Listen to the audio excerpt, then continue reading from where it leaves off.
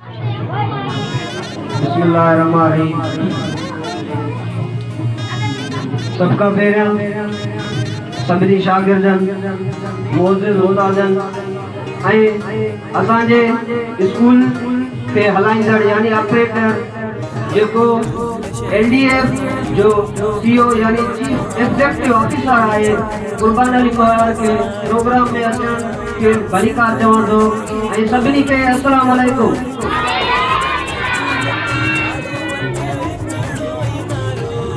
सिंध मुंहिंजी अमा, सिंध मुंहिंजी अमा, तूं तुंहिंजी मथां छा लिखी छा लिखां। सिंध मुंहिंजी अमा, तूं तुंहिंजी मथां छा लिखी छा लिखां। हिकिड़ो कलम हिकिड़ो मां, छा लिखी छा लिखां।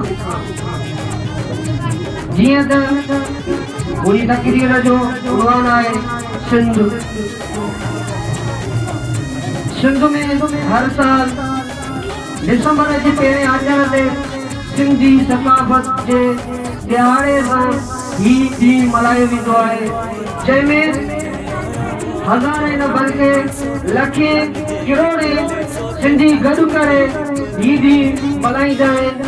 पाकिस्तान सिंध साथ पर दुनिया के ॿियनि मुल्कनि में भी जिथे भी सिंधी आहिनि उहो ॾींहुं तमामु भरपूर जोश ऐं जज़्बे सां मल्हाइनि था।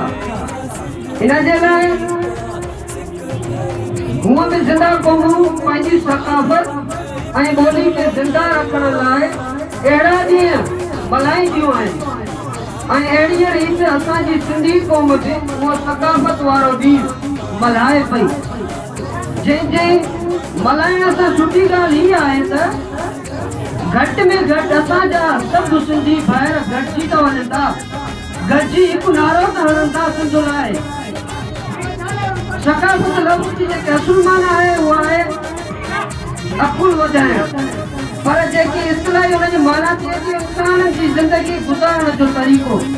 यानी सकाफ़त उहा आहे जेको इंसान पंहिंजी रहणी करणी या ज़िंदगी जेको गुज़ारे थो उहा हुनजी सकाफ़त आहे।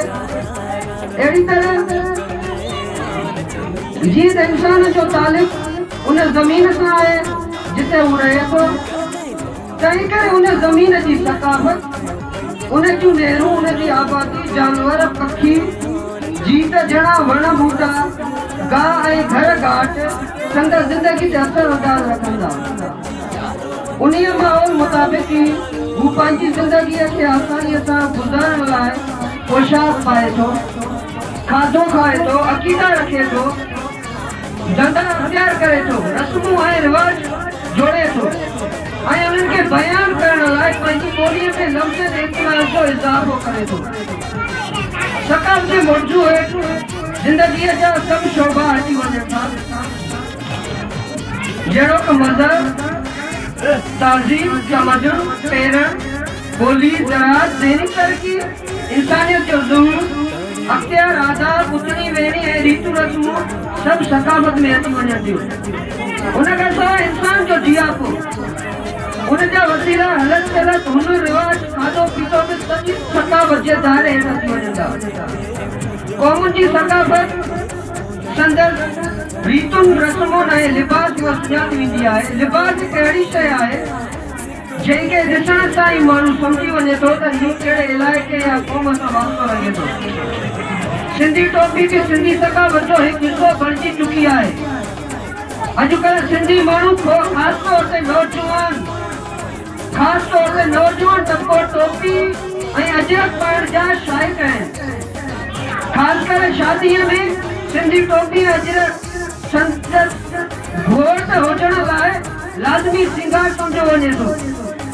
उन खां सवाइ टोपी अजरक एतिरो त मक़बूल थी चुका आहिनि जो मशरिक़ ऐं यूरोपी मुल्कनि ॾांहुं या ॿियनि क़ौमुनि ॾांहुं माण्हू पंहिंजनि दोस्तनि, रिश्तेदारनि खे गिफ्ट सूखड़ीअ तौरु मोकिलींदा आहिनि। अॼोके दौर में टोपी पाइण फैशन में भी शामिल थी आहे। मुल्क के कड़े भी हिस्से में मानू टोपी अजरक पाए वञे थो, हिकदम उनके खेर सुञाणे वठनि था त वाकई ही एक प्यारो सिंधी आहे। सिंधी लाइ टोपी अजरक पर तमाम बेहतरीन है। असां ये सिंधी सकाफ़त जीअं मल्हायूं था, जीअं असीं बि पंहिंजी ॿोली आहे सुञाणप खे ॿियनि मुल्कनि ताईं पहुचाए सघूं। ऐं आख़िर में हिन बैत सां पंहिंजी तकरीर जी इख़्तिमाम कंदुमि त जैन मिटीअ जी ख़ुशबूअ खे जातो हिते, जैन मिटीअ जी ख़ुशबूअ खे जातो हिते, जैन सांगिन जे संग खे सुञातो हिते, तंहिंसां कहिड़ो भला मुंहिंजो नातो हिते, तंहिंखे चओ मुंहिंजी नगरीअ मां निकिरी वञे। जो न जग जी अज़मत जो क़ाइल हुजे, जो न जग जी अज़मत जो क़ाइल हुजे, मुंहिंजी ॿोलीअ ते जेको न आयल हुजे, दिल जंहिंजो अञा बि विरहायल हुजे, तंहिंखे चओ त मुंहिंजी नगरीअ मां निकिरी वञे।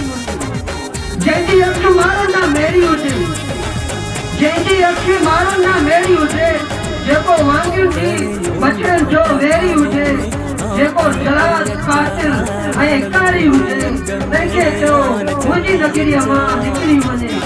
जीए